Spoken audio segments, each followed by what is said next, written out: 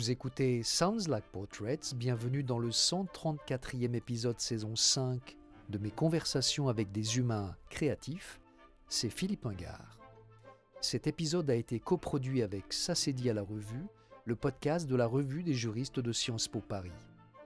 Si vous aimez ce podcast, n'oubliez pas de visiter soundslikeportraits.com et de vous abonner sur Apple Podcasts, Spotify, Stitcher ou Google Podcasts.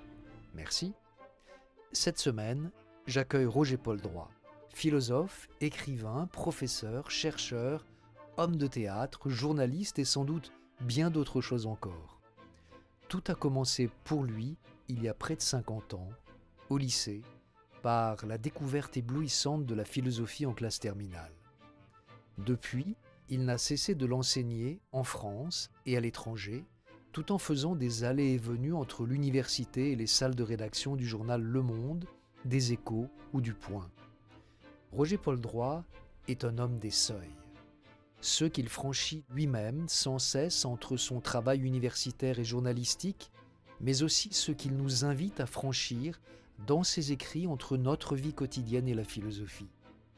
Que ce soit en éclairant les grands philosophes ou en inventant des expériences pratiques, parfois simples, délirantes ou loufoques, il nous propose de faire un pas de côté, un léger pas de côté pour toucher le seuil de la réflexion. Et au bout de la réflexion, il y a l'action.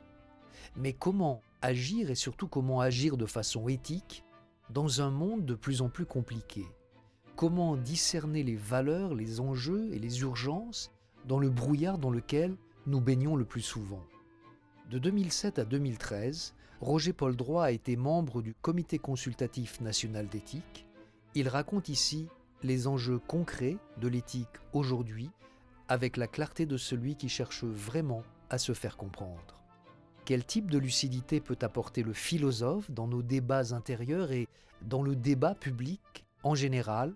C'est la question de la semaine. Écoutez la réponse de Roger-Paul Droit, mais pour commencer, il m'a parlé de ce que toute sa vie, il a toujours cherché. Toute ma vie, j'ai toujours cherché à comprendre ce qu'est la vie. Cette envie de comprendre, c'est finalement la définition la plus simple de la philosophie elle-même. La philosophie, ce ne sont pas seulement des œuvres, des bibliothèques, des études ou des disciplines. Il me semble que c'est d'abord le mouvement par lequel la pensée s'interroge elle-même. Tout le monde a des idées, tout le monde sait les défendre, mais quand on commence à se dire « mais qu'est-ce que je suis en train de penser ?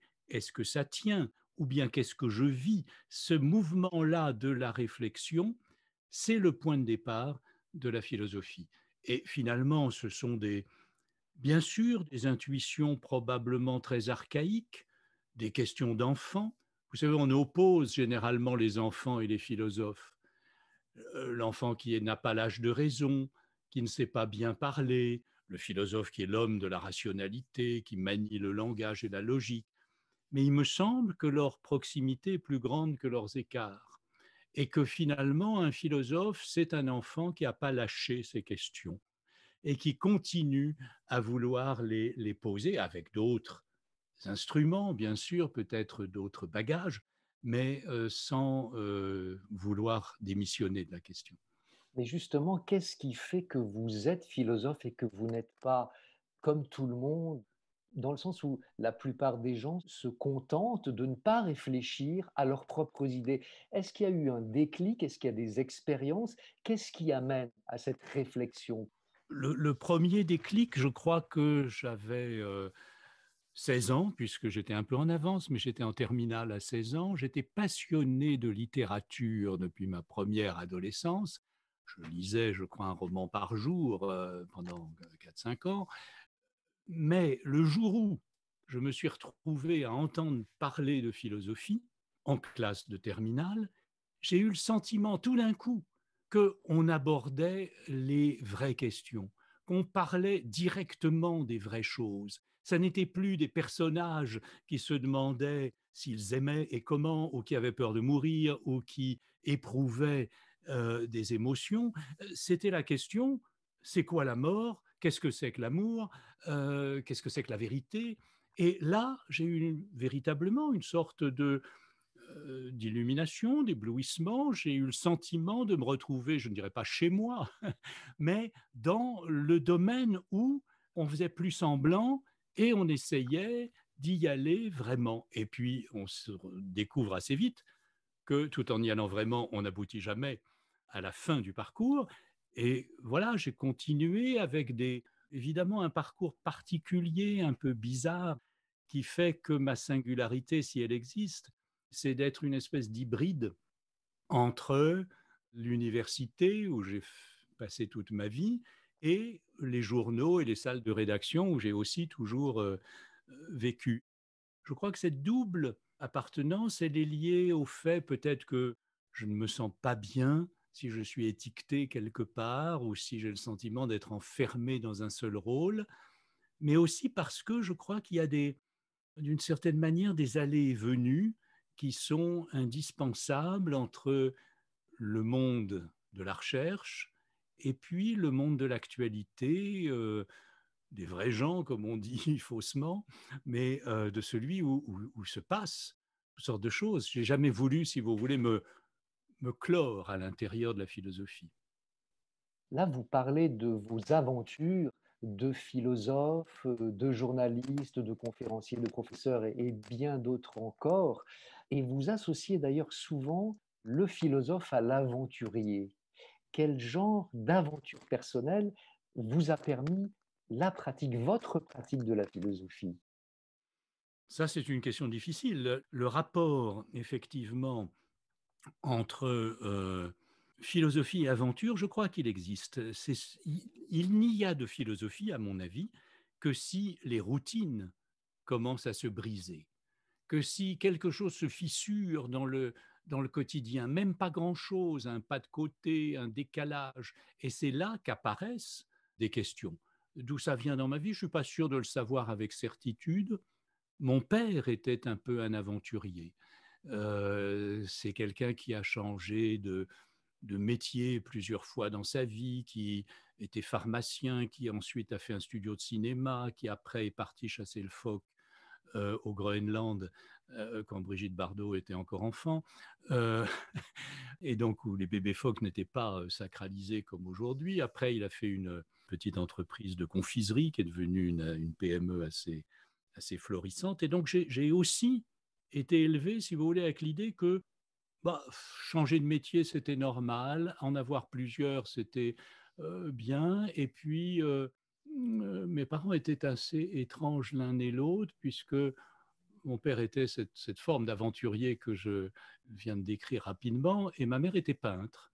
Voilà, et donc c'était un peu bourgeois bohème à la maison, avec finalement deux parents qui n'ont ni l'un ni l'autre. Mes parents n'avaient pas le bac, ni l'un ni l'autre, ils n'avaient pas fait d'études, mais ils étaient bon, pleins d'intérêt pour la culture. Et du jour où j'ai voulu, moi, si vous voulez, rester dans le domaine universitaire et faire des études, plutôt que de reprendre l'entreprise de mon père, par exemple, j'ai mesuré bien plus tard ce que je lui devais de liberté. Et je crois qu'il y a pas mal de gens comme ça à qui je dois des libertés. Des libertés, je dois aussi à mon père. J'ai compris après, puisque j'ai géré son entreprise au moment de sa mort, j'avais 30 ans. Il est mort brutalement. Je suis allé tout d'un coup diriger une usine d'une cinquantaine de personnes. Je n'y connaissais absolument rien. Mais je me suis retrouvé dans cette situation romanesque, finalement, d'être à sa place, dans son bureau, avec ses affaires, alors je l'avais quand même un peu perdu de vue depuis pas mal de temps. Et j'ai compris, si vous voulez, tout ce qu'il avait choisi de sacrifier pour me laisser libre de faire ce que je voulais. Parce que, bien évidemment, il m'avait demandé à un moment si je ne voulais pas faire HEC plutôt que Normal Sup. Euh, et je lui avais dit non. Et après, j'ai vu des banquiers me disant ah ben il n'avait pas de successeur, donc il avait du mal à avoir ses renouvellements de crédit industriel, il avait, enfin voilà. Et j'ai compris que, et j'en suis très reconnaissant évidemment, mais il avait préservé mes choix et ma liberté au détriment d'une certaine manière de son autorité ou de lui. Non seulement il faut avoir envie d'être libre, pour être philosophe, mais il faut avoir les conditions matérielles pour concrétiser cette envie. C'est ce que je comprends dans ce que vous dites. Oui, absolument. Mais il y a aussi, me semble-t-il, une liberté à conquérir, si vous voulez. Il y a toutes celles qui vous sont offertes d'une certaine manière par les institutions, mais les institutions, je crois, sont aussi des pièges.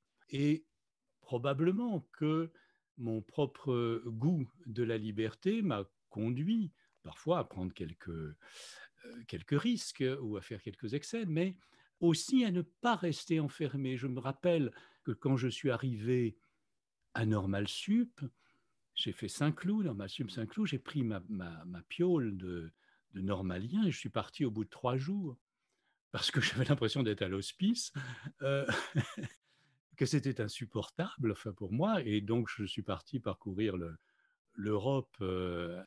Et quand je suis revenu 3 ans après, des normaliens me disaient: tu es auditeur libre? Je disais: non, non, je suis élève de l'école, mais on ne m'y avait pas beaucoup vu. Qu'est-ce que ce voyage vous a apporté? Parce que c'est une forme d'éducation parallèle dans ce cursus d'étudiant, dans lequel vous étiez à ce moment-là. Vous aviez une vingtaine d'années, même pas, peut-être 18, 19 ans. Oui, ben j'ai été un peu dans tous les pays d'Europe. Et puis, j'ai toujours beaucoup voyagé dans ma vie. Je crois que le voyage, c'est quelque chose d'extrêmement important parce que c'est là que on voit le monde avec d'autres yeux. Et même si on ne comprend pas tout, on comprend qu'il y a des choses différentes à comprendre, qu'il y a d'autres catégories du monde. J'ai voyagé beaucoup dans le globe terrestre, dans la réalité, mais aussi par la pensée. Vous parliez d'expériences un peu étranges. S'il y en a une deuxième qui a été déterminante pour moi, de l'ordre du voyage, d'une certaine manière, c'est que, à la suite de choix personnels et puis d'une histoire sentimentale de l'époque, de ma jeunesse, j'ai quitté à 25 ans Paris. J'étais déjà au journal Le Monde, responsable des pages essais, très jeune. Je n'avais pas encore enseigné. Je me suis dit, ça suffit. C'est un poste de pouvoir intéressant, mais qu'est-ce que j'ai à écrire, moi? Est-ce que j'ai quelque chose à penser dans la vie? Et évidemment, je m'étais mis dans le pire des endroits possibles, même s'il est très agréable, qui était celui de recevoir 5 ou 6 livres tous les matins sur mon paillasson, de devoir en rendre compte, d'avoir un peu de pouvoir alors que je n'avais rien fait. Et je me suis dit, il y a là quelque chose qui ne va pas. Qu'est-ce que j'ai, moi, à penser, à faire, à écrire? Et comme je devais aussi honorer mes obligations contractuelles envers l'État, j'ai tout plaqué. Et du coup, j'étais à la fois dans ce moment, j'ai envie de dire, de crise personnelle, mais aussi d'obligation d'aller enseigner. Je croyais à l'époque, tout jeune homme, que parler à des élèves de terminale, c'était l'abomination de la désolation. Ça me paraissait quelque chose de terrible. Et puis j'ai découvert que c'était passionnant. Et je me suis retrouvé volontairement dans une maison perdue dans les marais. La première poste, la première boutique était à 10 kilomètres. J'ai choisi le désert, si vous voulez, un certain temps. Il y avait certaines semaines où je ne voyais que mes élèves, et le reste du temps, je ne lisais pas. J'ai voulu commencer à écrire. Je m'étais donné comme règle quelque chose de très farfelu. Je ne lisais rien qui soit postérieur à Shakespeare. Euh, et c'était tout simplement parce que j'avais vécu toutes mes années de jeune homme et de jeune journaliste avec l'idée qu'un livre qui a 15 jours est périmé. Et encore aujourd'hui, je m'arrange pour que mes chroniques soient publiées à peu près le jour de la publication d'un livre en librairie, rarement plus de 8 jours ou 15 jours de décalage, parce que j'ai le sentiment qu'il y a une actualité de la pensée, des libraires, des livres, et que, évidemment, cette force de péremption de l'édition, qui est très rapide, a des effets, je crois, délétères sur la pensée si on ne choisit pas de contrecarrer cette. Et donc, je suis passé volontairement dans ce moment de solitude. Et c'est là que j'ai commencé à écrire un certain nombre de choses sur l'illusion et la réalité, sur l'être et le non-être, enfin bref, des choses qui m'intéressaient et m'importaient à l'époque. Et j'ai découvert, à mon grand étonnement, que ces questions dont je n'avais relativement pas entendu parler étaient développées, explorées, traitées par les logiciens bouddhistes, qu'il y avait des océans de textes qui s'occupaient des petites choses qui me préoccupaient logiquement, et que de tout cela, on ne m'avait rien dit. Alors, je me suis mis non seulement à lire ces textes, mais à faire un peu de sanskrit, à essayer d'en savoir plus. C'est là que j'ai découvert, alors c'est un voyage intellectuel, les philosophies indiennes, et puis que j'ai commencé aussi, et ça a été ensuite mes travaux de recherche, à me demander pourquoi on ne m'avait rien dit. Et non seulement pourquoi on ne m'avait rien dit, mais pourquoi on m'avait persuadé que ça n'existait pas.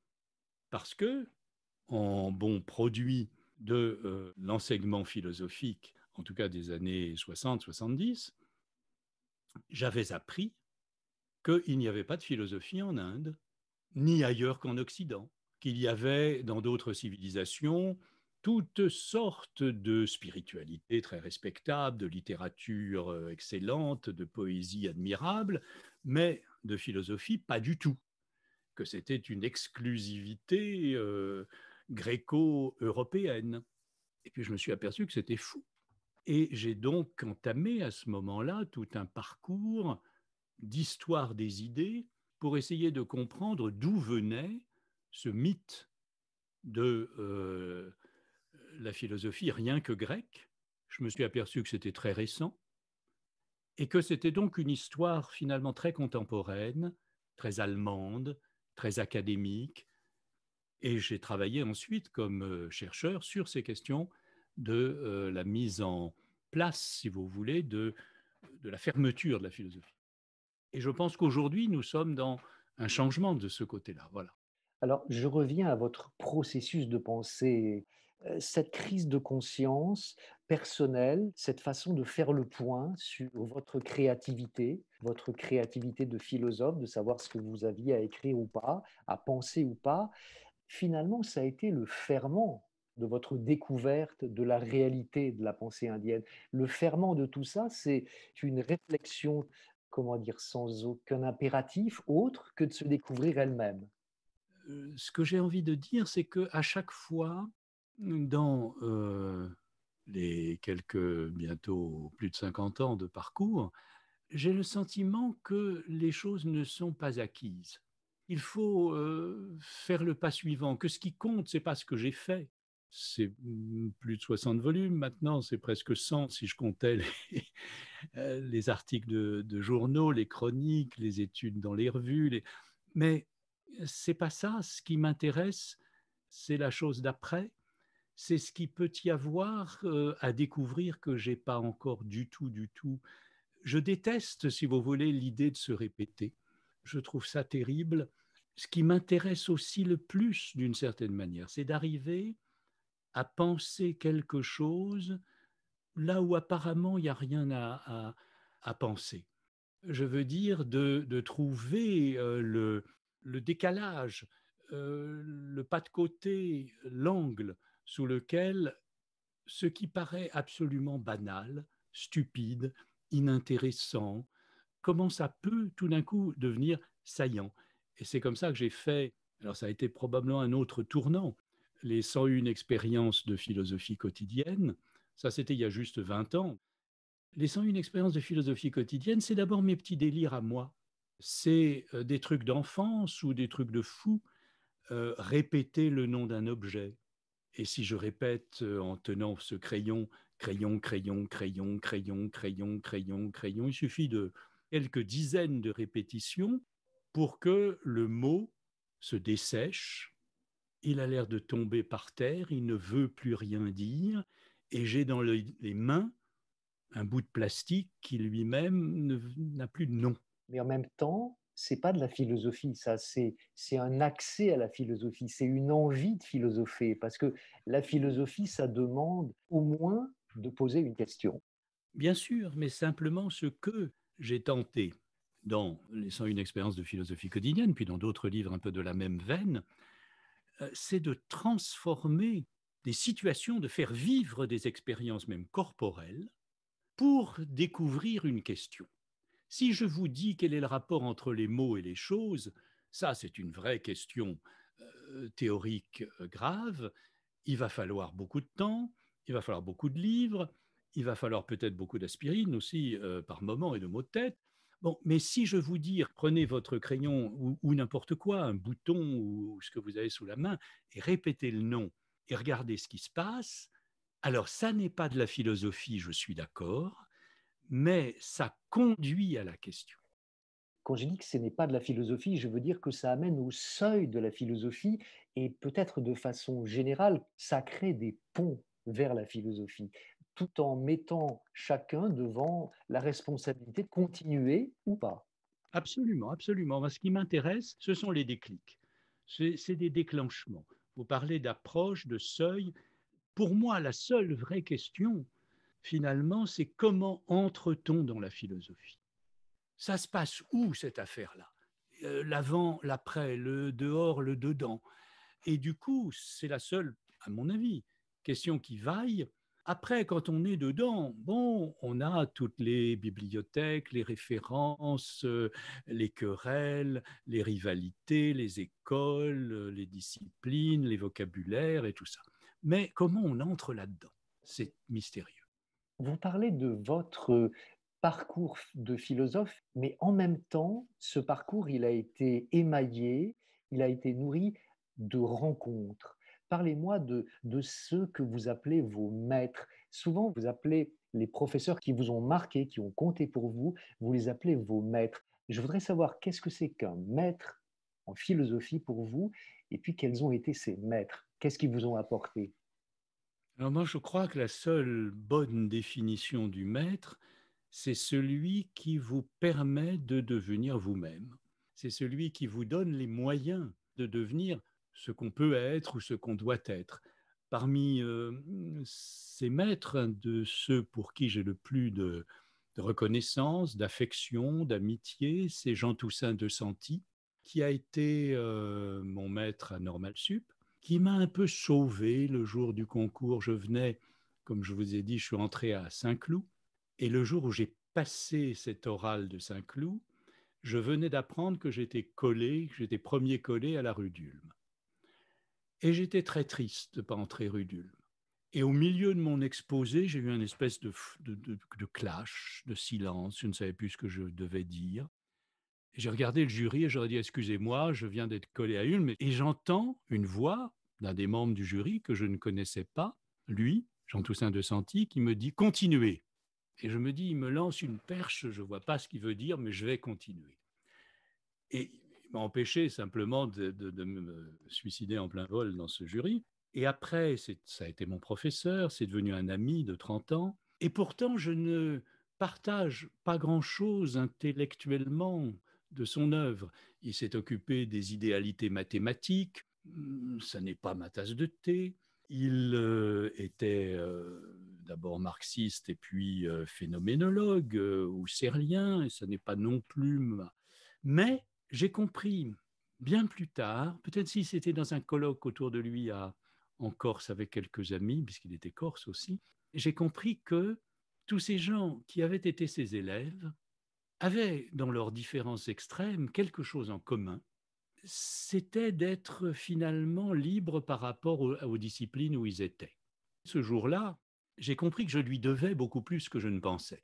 Non pas forcément de manière intellectuelle, mais que je lui devais de ne pas m'être soumis à des doctrines, à des institutions, à des maîtres, comme d'habitude, on se soumet à des maîtres en devenant non pas simplement leurs disciples ou leurs élèves, mais parfois un peu servilement leurs imitateurs ou leurs continuateurs. Voilà.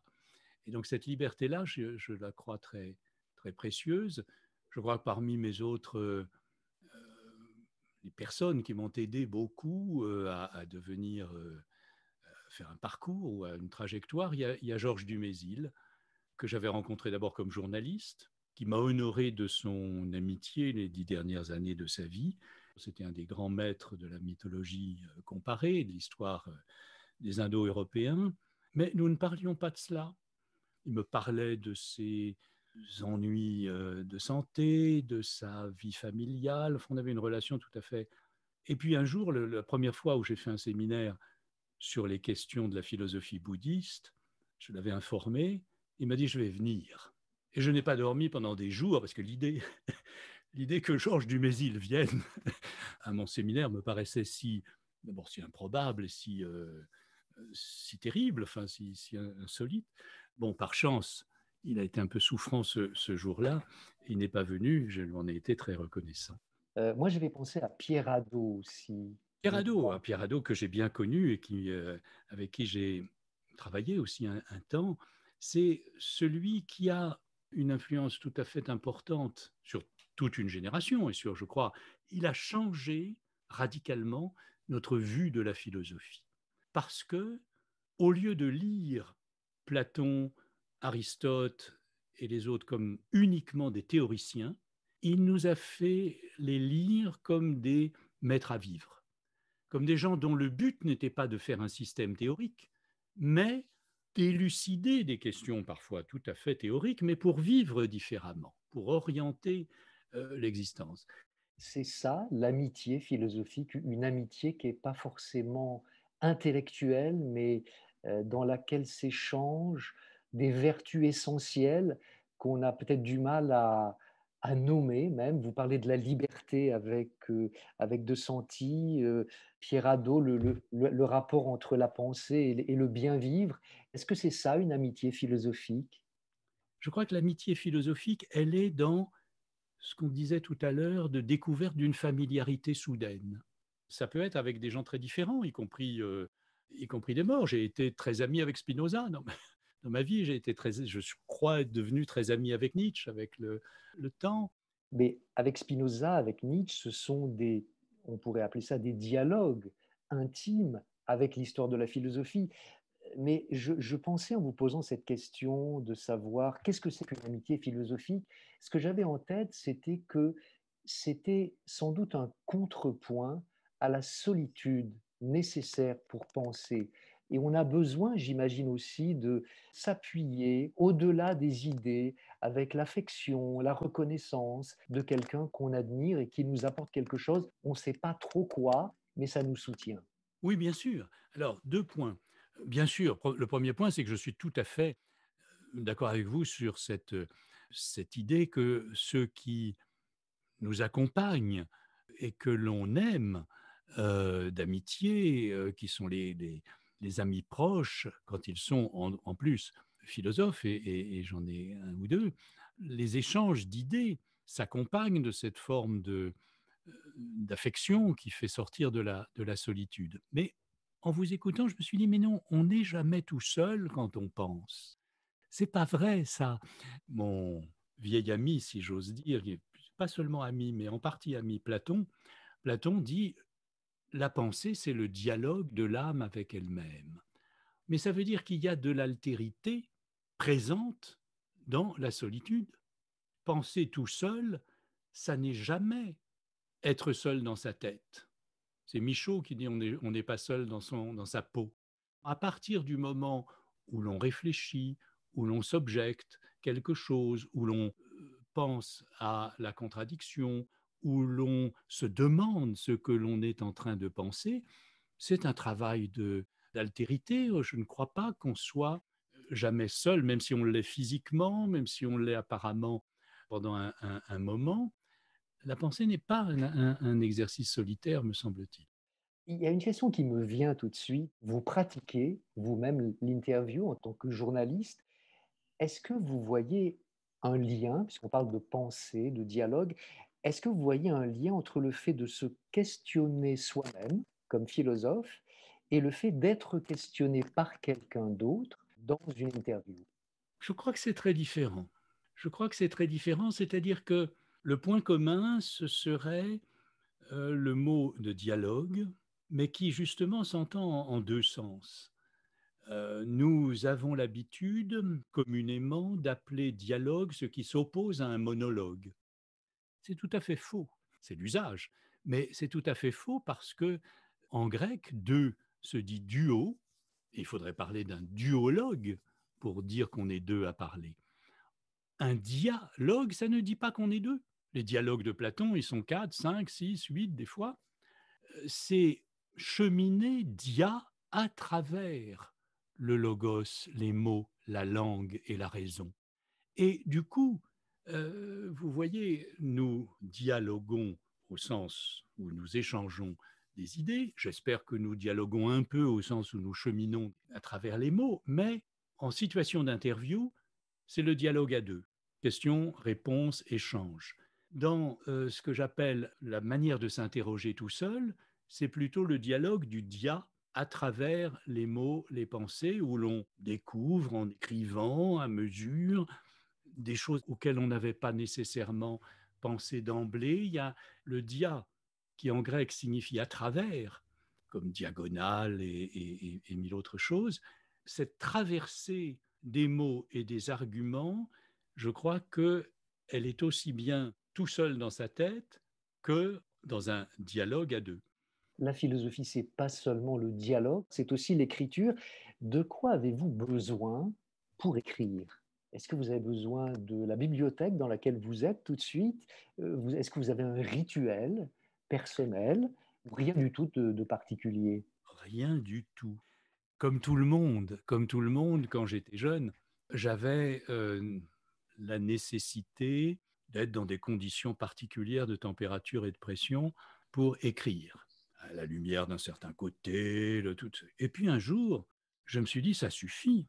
Et je me suis entraîné, exercé à écrire à peu près n'importe où, dans des cafés, des trains, des bateaux, des avions. Quel était justement le déclic qui a motivé cela? Probablement un désir de liberté, si vous voulez. Je voyais comme une contrainte de devoir travailler soit à certaines heures, soit dans un certain angle de choses, etc., ou dans un certain dispositif. Je me suis dit, est-ce que j'en ai vraiment besoin? Est-ce que je peux m'exercer à m'en défaire? Et donc, je n'ai besoin finalement que soit d'un ordinateur, soit de papier et crayon. Il y a 10 ans pendant lesquels je n'ai plus touché un crayon, je crois, je ne marchais qu'avec des claviers. Et puis, j'ai découvert un jour que ce n'était pas tout à fait la même écriture, quoi qu'on en dise. Et donc, j'écris de nouveau à la main certains textes et au clavier d'autres. Au niveau des objets que vous avez passé beaucoup de temps à étudier, il y a l'éthique. Il est partout question d'éthique aujourd'hui. Est-ce que vous pourriez définir ce terme? Oh oui, c'est très simple, c'est le comportement. C'est ce que ça veut dire en grec, ethos. Et alors, pour les Grecs, on peut parler par exemple du comportement des oiseaux, qui consiste à voler, à manger des graines, à faire des œufs, mais on s'est vite demandé quel est le bon ethos de l'humain, parce que nous ne sommes pas régis par les mêmes comportements instinctifs qui font faire aux araignées leur toile et aux oiseaux leur nid. Nous avons une marge de complexité et donc de manœuvre beaucoup plus grande. Qu'on appelle la liberté, au fond.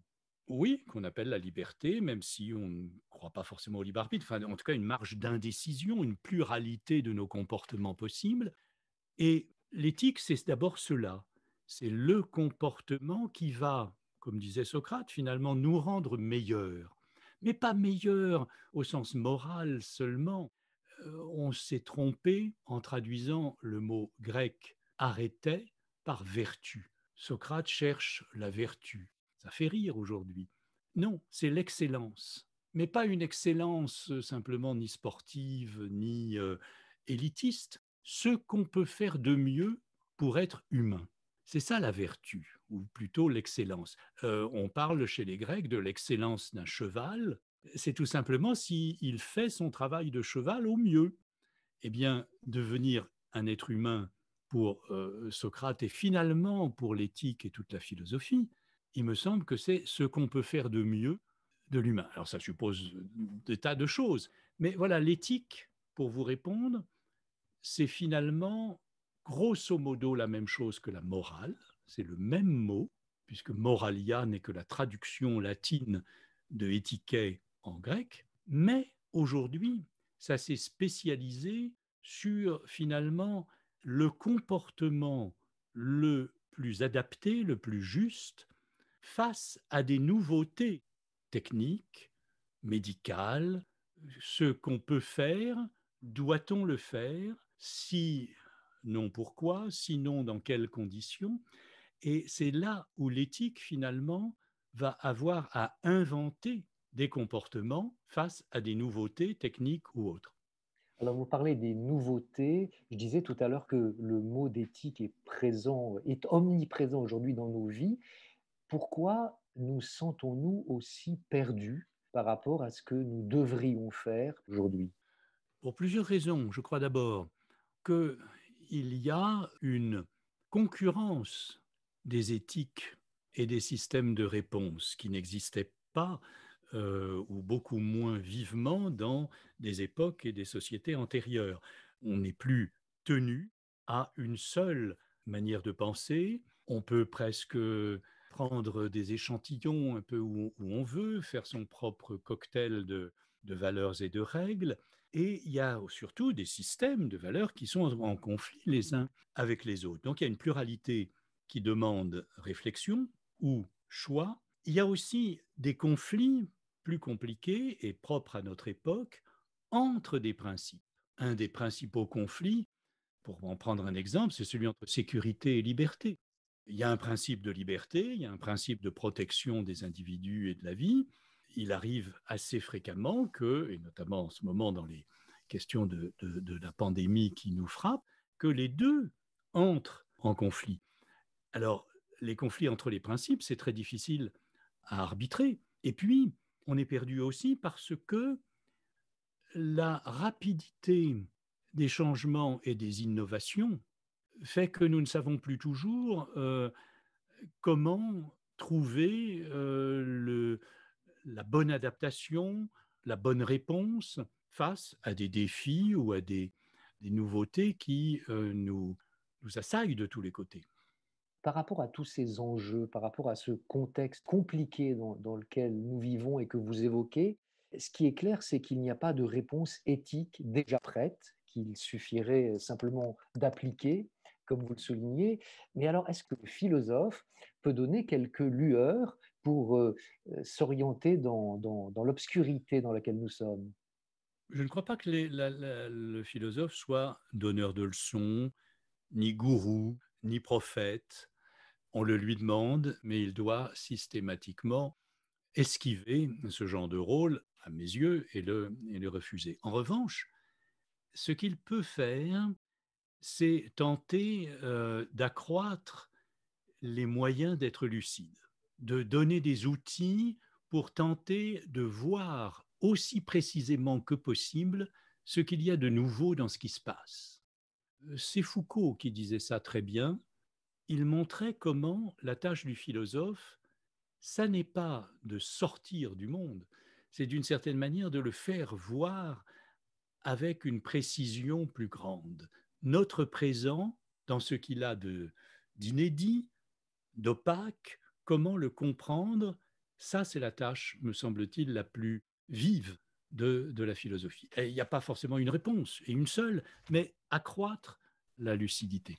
Vous avez été membre du Comité national consultatif d'éthique de 2007 à 2013. Est-ce qu'on peut prendre un exemple d'une question pour laquelle ce comité a eu à donner un avis, qu'on comprenne un petit peu ce que le philosophe a pu apporter dans la conversation?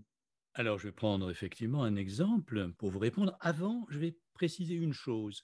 Ce qui est intéressant au CCNE, c'est-à-dire Comité consultatif national d'éthique, c'est que chacun y entre avec ses convictions, peut-être des fois ses réponses déjà faites, et en ressort quelques heures ou quelques semaines ou quelques mois plus tard avec d'autres idées qui ont bougé, qui se sont déplacées.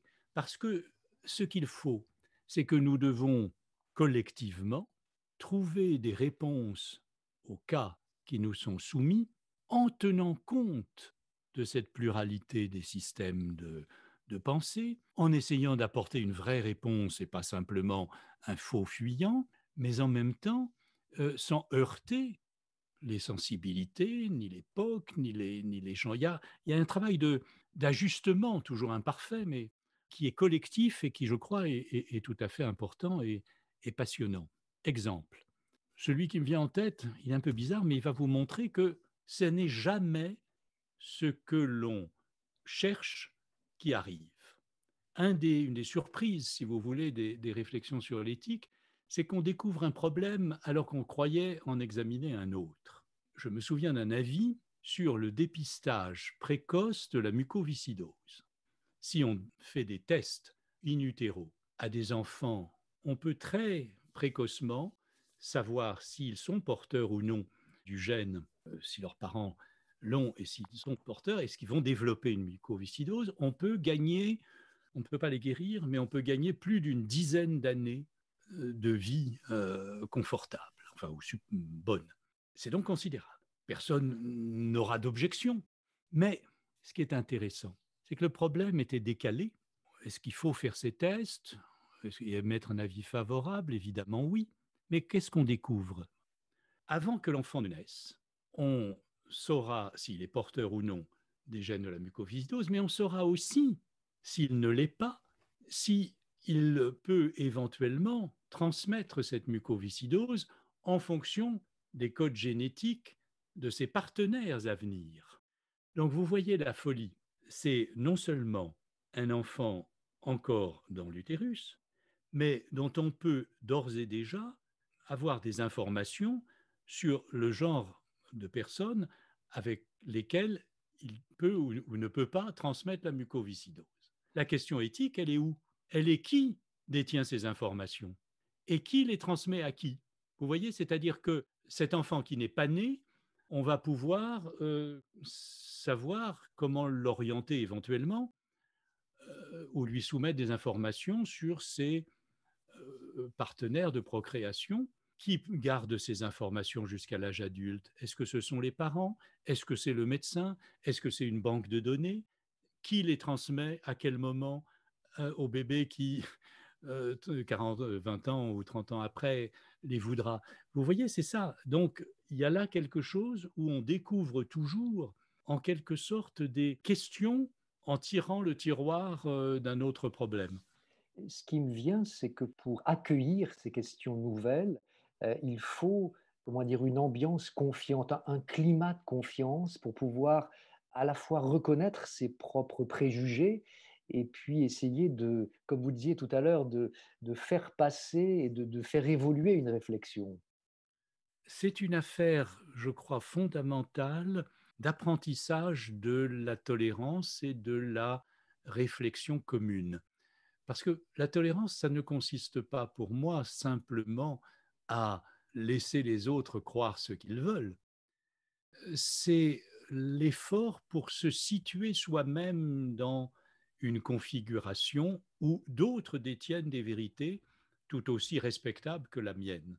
Et se dire ce que je crois absolument vrai n'est pas l'absolu, mais se tient à cette place, dans cette constellation où tel autre croit exactement l'inverse, ou tel autre croit la même chose, mais assez différemment, etc.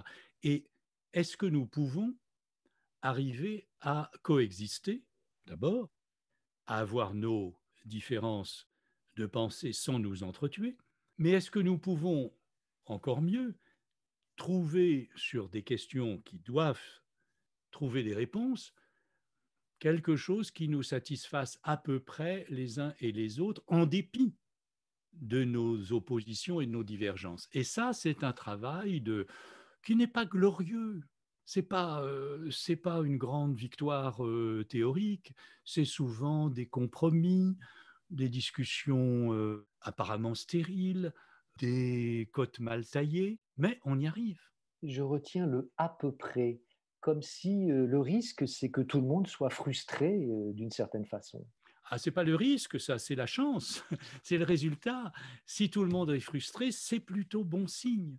C'est plutôt bon signe, ça veut dire que la vie en question va permettre d'avancer en mécontentant tout le monde, mais au moins en satisfaisant l'ensemble d'une manière qui, bien sûr, frustre tout le monde sur ses convictions, on ne sera jamais tout à fait satisfait, mais l'important est de savoir quoi faire.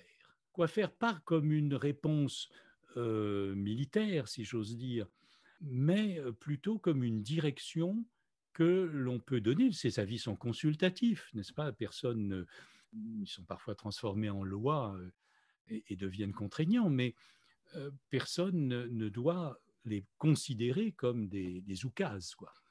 De façon un petit peu plus légère, on parle beaucoup de vaccins en ce moment. Et là, je vais vous poser une question à la manière des 101 questions de philosophie quotidienne. Si un vaccin existait contre l'angoisse de la mort, pas contre la mort, mais contre l'angoisse de la mort, est-ce que vous vous feriez vacciner? Non, parce que je crois que cette angoisse est absolument fondamentale. Alors, il y a un inventeur de ce vaccin, vous savez, c'est Épicure. Dans la lettre à Ménécée, il parle de sa philosophie comme d'un médicament, d'un remède, et le premier de ces remèdes, c'est de nous défaire de l'angoisse de la mort, selon lui. Mais il me semble qu'un être humain, alors on peut négocier avec cette angoisse, on doit évidemment ne pas s'y complaire forcément, mais c'est Simone de Beauvoir qui avait écrit un livre, L'Immortel, je crois, le personnage qui ne meurt jamais, et qui du coup n'en a plus peur non plus, finit comme un SDF désespéré, lamentable, et qui ne sait plus où, où se tourner. Je crois que notre, sans être obsédé par la question de la mort, cet horizon de finitude, c'est le négatif sur lequel nous pouvons nous découper. Et puis peut-être qu'on peut écouter Spinoza qui dit qu'au fond, la question de la mort doit finalement être la question de la vie. C'est-à-dire que Bien sûr, philosopher, c'est une façon de transformer la question de la mort en une question qui nous concerne en tant que vivants. absolument. Je vous ai posé beaucoup de questions. Est-ce que vous souhaitez m'en poser une? Pourquoi posez-vous des questions? C'est vraiment étonnant que vous me posiez cette question justement parce qu'on me l'a posée il n'y a pas longtemps et je me disais, en fait, je ne sais pas pourquoi. Comme si j'étais dans un courant, au milieu d'une rivière et que je ne m'inquiétais pas de savoir pourquoi. Je ne sais pas, je sais que ça me nourrit. Je dirais simplement pour répondre que c'est pas tellement la question qui est importante, c'est pas tellement de poser des questions, c'est de poser des bonnes questions, c'est-à-dire des questions qui résonnent avec l'autre, parce que d'abord elles résonnent avec moi-même. Et donc il y a un travail qu'on pourrait appeler philosophique, c'est-à-dire Bien sûr. une espèce de recherche de traversée, de dialogue en soi-même, de traversée de ma propre ignorance, de mes propres angoisses. Et puis parce que je pense que c'est humainement sans fin que de se poser des questions, et que ça définit effectivement quelque chose qui est l'attitude de la philosophie. Quand j'étais professeur de lycée, il y a bien longtemps, généralement à Noël, enfin avant Noël, au bout de 2, 3 mois, il y avait quelques élèves qui arrivaient et qui disaient: mais quand est-ce que ça s'arrête? Parce qu'ils avaient compris évidemment qu'une question en entraînait une autre, et qu'on était dans ce vertige assez vide de la poursuite indéfinie des questions. Et je leur disais jamais, évidemment, et qu'il fallait qu'ils vivent avec ça.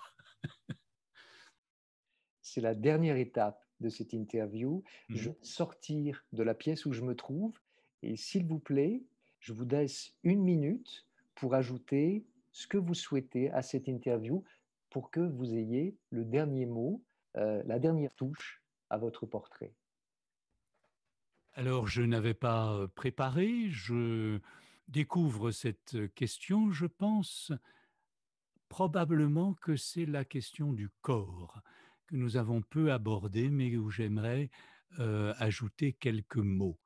Parce que ce qui m'intéresse finalement dans la réflexion, dans la philosophie, dans la littérature, dans les parcours les plus divers, c'est toujours comment un corps vit, comment un corps pense, comment il se tient, se situe et avance J'ai aussi écrit un livre sur la marche, mais plus généralement le rapport du corps à l'éthique. Umberto Eco, qui a été un de mes amis, disait à juste titre que tout changerait dans le monde si on se donnait pour simple règle le respect absolu des corps. Ce serait la fin de la torture, des mauvais traitements, mais aussi la fin de la mauvaise alimentation, des postures insupportables, des viols, des brimades, et que le simple fait de fonder une éthique et une politique sur l'intégrité et le respect des corps serait une grande chose, et cela me suffit. Merci. Merci Roger-Paul Droit d'avoir partagé votre histoire. Et pour continuer cette conversation, je vous conseille L'éthique expliquée à tout le monde, un petit texte très clair sur l'éthique publié au Seuil, ainsi que son dernier ouvrage coécrit avec Monique Atlan, Le sens des limites aux éditions de l'Observatoire. Musique Charmeuse de Serpent, composée et dirigée par Olivier Glissant. Cet épisode a été coproduit par Ça s'est dit à la revue, le podcast de la Revue des juristes de Sciences Po Paris, et Sounds Like Portraits, un podcast consacré à la créativité dans tous ses états, produit et animé par Philippe Ingard. C'était Philippe Ingard, à bientôt.